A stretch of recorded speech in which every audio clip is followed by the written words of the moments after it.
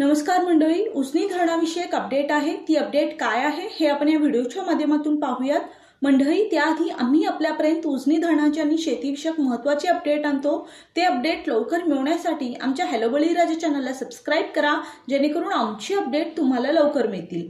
सोलापूर, पंढरपूर, सांगोला, मंगळवेढा आणि जिल्ह्यातील पाणी पुरवठा योजनांसाठी उजनी धरणातून भीमा आणि सीना नदीत पाणी सोडलं जात आहे।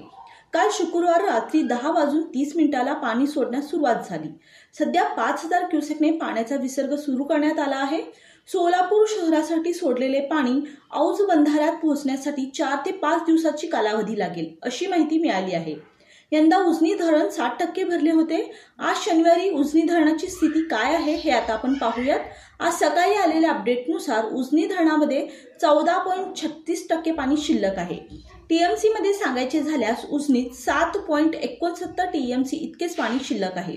धरणाची स्थिती पाहता पाण्याचे काटेकोर नियोजन होणे आवश्यक आहे।